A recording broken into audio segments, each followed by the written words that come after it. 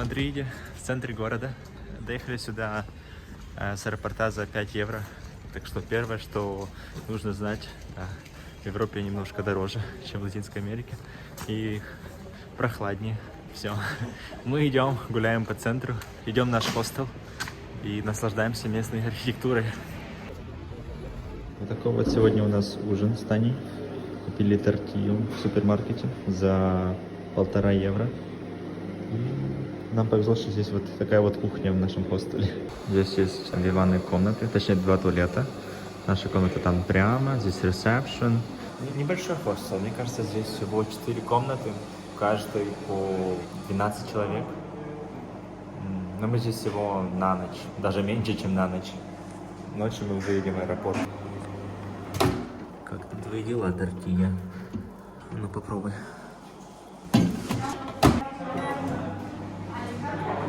Эти вот приборы у нас еще, угадайте, из какой страны?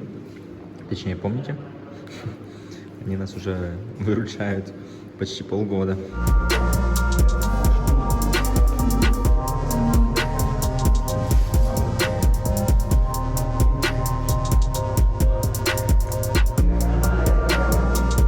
Мы решили, что сидеть и кушать слишком просто, поэтому мы пойдем в центр города и покушаем нашу тортилью.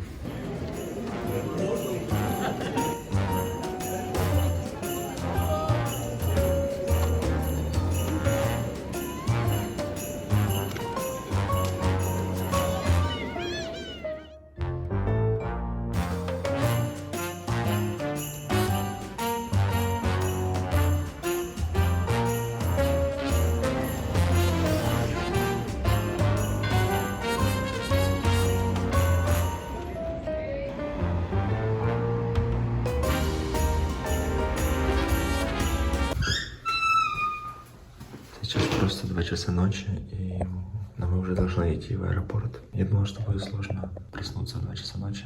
Легко проснуться, когда ты не спишь. 2 часа ночи какой-то чувак разговаривает в коридоре. Вот поэтому мы не смогли поспать. Готово? Пока хостел. Скучать не буду. В ночи прохладно здесь. Мы вчера гуляли, и Таня очень даже замерзла. Так сложилось, что вылет с Таней в один день. В Тане вылет в 6 утра в Киев, а у меня в 9 в Сантьяго. Когда начнется путь святого Иосифа и Якова, как он там называется по-русски. Там наш автобус. Даже успеваем. Сначала перепутал станцию, куда нужно идти, но все хорошо. Мы доедем сегодня в аэропорт и улетим даже. Ночной автобус — это, конечно, круто, потому что я не знал про существование этого автобуса и думал, что нам пришлось бы ехать на метро в аэропорт еще вечером, последним поездом, и ждать в аэропорту целую ночь. Но нет же, даже смогли остаться в хостеле, не поспать, просто остаться. Это ужас. Кто-то ходил, матерился, громко разговаривал в коридоре, храпел, кашлял постоянно. Уф. Слишком стар для жизни в хостелах. И, к счастью, у меня еще будет сейчас 2 недели для того, чтобы насладиться этим опытом. Тем временем мы уже отъезжаем. Жду посадку. Вот, уже забронировал хостел на сегодня, альберге. И спланировал, что буду делать сегодня и завтра. Куда точнее пойду. Сегодня, я думаю, поскольку я очень уставший вообще с дороги. Вчера мы только прилетели с Мексики. А ночью мне не получилось поспать, в самолете тоже. Надеюсь, что сегодня просто похожу немножко, прогуляюсь, отосплюсь. И завтра уже полноценно начну этот путь. Сегодня хочу пройти от аэропорта к самому городу. И там есть один хостел, который я забронировал. Такой вот хостел. Здесь написано, что лучше бронировать онлайн. Он стоит $14. Что немножко дороже, чем я рассчитывал, потому что я думал, что альберги обычно стоят еще дешевле. Но, видимо, в Сантьяго де Компостела там немного дороже, чем в остальных городах. Увидим, каким будет этот хостел. Здесь не очень такие показатели, конечно, но ничего. Сегодня я хочу пройти вот от аэропорта в сам город. И здесь будет мой дом на сегодняшний день. Увидим, каким будет этот путь. Здесь вроде просто идти 9 километров. Так что сегодня будет такой прогулочный день. Надеюсь, что здесь есть хорошая дорога. Не эта желтая какая-то, не главная дорога. Какая-то приятнее. Между полями вот какими-то. Вот так вот хочу пойти. Увидим, каким будет мой путь сегодня. Смотри, какой пустой аэропорт. Потому что я зашел в самый конец этого терминала. Здесь вообще никого нет. Я смог немножко поработать себе. Сделал субтитры для видео. Распланировал путешествие немножко. Запостил несколько фотографий в Инстаграм. Там, кстати, мой Инстаграм написан внизу в описании. Очень уже жду, когда прилечу туда и начну ходить, пешком гулять.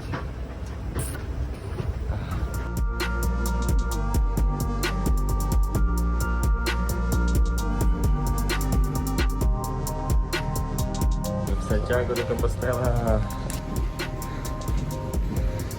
Немножко дождливая погода, но ничего. Все пока что по плану. Путь Сантьяго начинается уже с аэропорта, так что 15 километров можно пройти сегодня. Попробуем. Вот такие вот знаки будут сопровождать меня. Вау!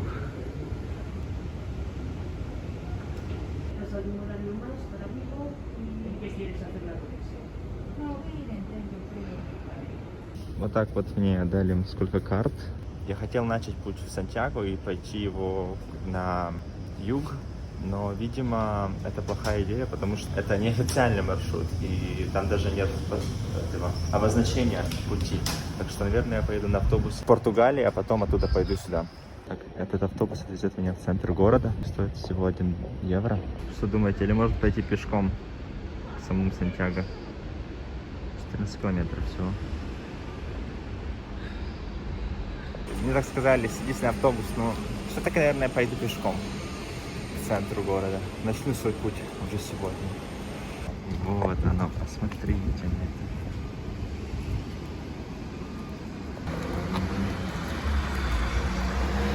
Не могу поверить, что я здесь, что я пройду, ну, точнее, покажу по этому вот пути.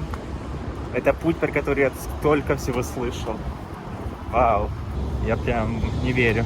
Здесь вообще этих указателей так много. Вот один, второй указатель, еще один вон там вот. Только что здесь вот был указатель. Не потеряешься. Как бы ни старался, не потеряешься. По-любому дойдешь, куда тебе нужно.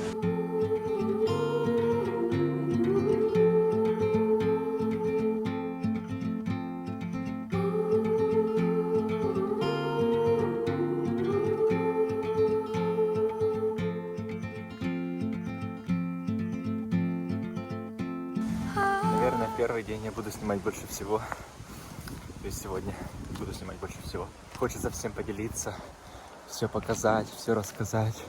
Потом уже буду просто наслаждаться.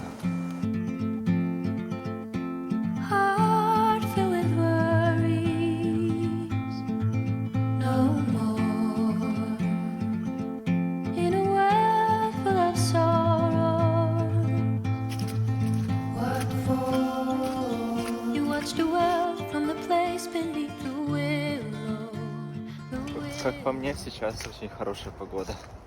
Такая осенняя, приятная погода. Несмотря на то, что сейчас 1 декабря, как бы зима. Но для меня зима выглядит по-другому. Минус 20. Единственная проблема, которая может меня вот застать во время этого пути, это дождь. Много дождя. Я купил дождевик вот на рюкзак, дождевик для себя, такие даже штаны, дождевик, вот, и не знаю, поможет ли это.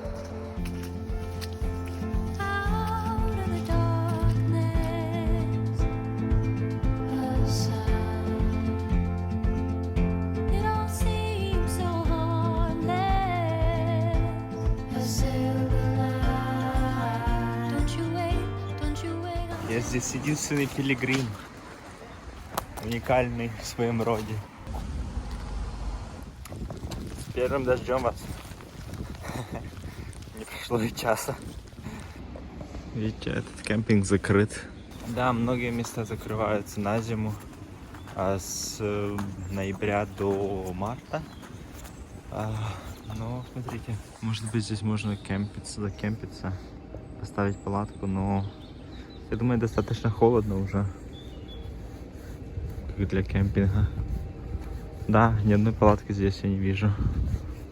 Ну, конечно же, никого здесь сейчас нет, потому что уже не сезон. Не понимаю, как месяц погода и плюс 32 может быть сезоном, а месяц, когда температура плюс 10 это не сезон. Видите, на этом пути уже есть несколько людей. Они тоже идут со мной. Вау, посмотрите, сколько здесь домов для людей, которые ходят в этот поход, для пилигримов. Насколько я понял, то сейчас я уже приближаюсь к городу, к Сантьяго-де-Компостела. И здесь я уже иду по французскому пути, который, как мне уже сказали, самый популярный вообще среди всех. То есть их есть много, но вот этот французский путь самый популярный, банальный. 70% людей идут именно французский путь. Это как целый город. Я не знаю, сколько здесь мест. Где-то 500, может даже 700. Если здесь 300, там еще где-то 300, ну да, где-то 700 людей здесь может становиться на ночь.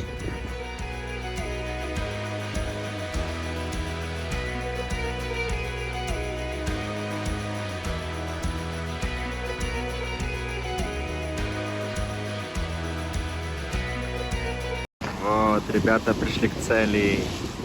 Поздравляю! Такие два стареньких дедушки прошли камино. Французский путь прошли. Не знаю сколько. Да, я заметил, что здесь люди в основном ходят парами. И в основном они старше меня. То есть от 30 лет сюда приходят. Интересно, почему же так? Есть какие-то догадки у вас? Почему так? Мой психологический возраст 62 тогда. Ну, я так понимаю, я уже в городе Сантьяго. А, да, там был знак, точно. Там был знак, что это уже город. Сейчас пойдем заселимся. Еще где-то немножечко пройтись. А потом пойдем дальше и получим наш этот креденциаль, как это называется. Удостоверение, что я пилигрим. Чтобы завтра уже иметь возможность остаться в хостеле подешевле. Вот и мой хостел на сегодня. Только что какая-то девушка подошла, сказала, там есть хостел получше, но я уже забронировал этот. Ну и не факт, что тот дешевле. Здесь написано 13 евро. Как это работает, ребят? Но город здесь, конечно, красивый. Здесь не поспоришь.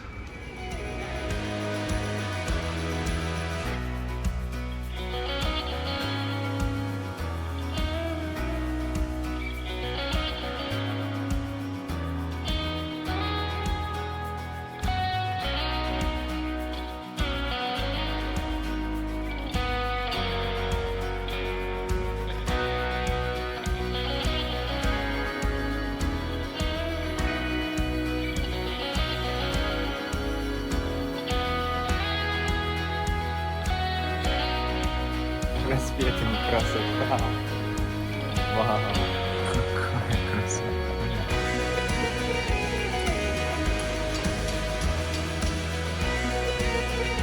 Ну, если представить, что я не начинаю, а заканчиваю здесь свой путь, то оно того стоило. Я в шоке.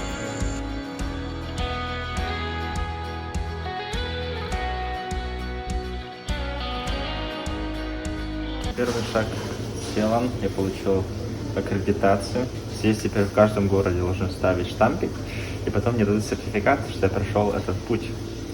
Стоит, кстати, 1,5 евро. Но зато потом тебе дадут бесплатно сертификат.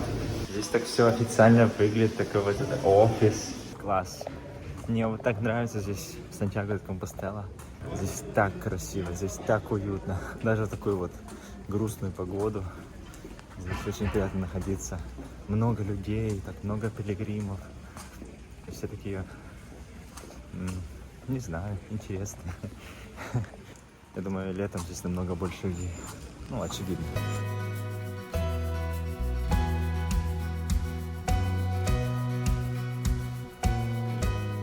Ой, ребята, все еще без дома. Я пытался зайти в тот хостел, который я зарезервировал, но там просто никого нет. Там просто никого нет. Я стоял, стучал, не знаю, звонил в дверь. Потом я пошел в ресторанчик, в кафешку, написал им, типа, алло, я там и жду, никого нет, почему никто не открывает? Короче, подсоединился к Wi-Fi и увидел, что они мне ответили, они написали мне код от входа и номер комнаты, номер кровати. Сейчас попробую зайти. Не знаю, почему они мне это не отправили с самого начала на почту, как подтверждение регистрации, почему я должен искать, спрашивать.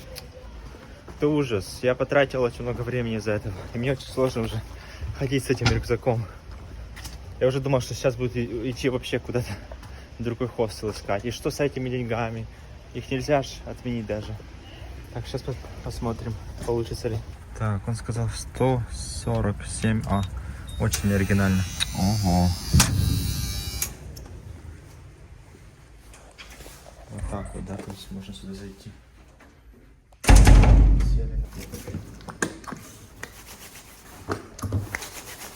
13 евро за это должен платить. Здесь даже нет никого на ресепшене. Как я узнаю Wi-Fi? Вот есть Wi-Fi.